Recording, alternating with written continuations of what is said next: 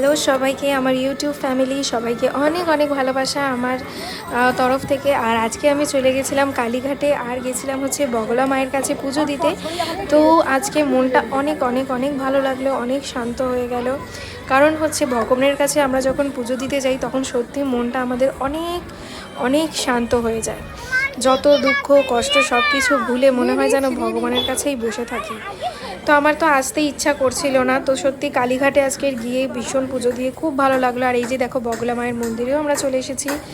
বগলা মা সবার ভালো করুক, সবাইকে ভালো রাখুক, সুস্থ রাখুক, এইটাই কামনা করি। আর মা কালী তো সবাইকে অবশ্যই ভালো রাখবে। মা কালীর আশীর্বাদ সবসময় তোমাদের পাশে থাকবে।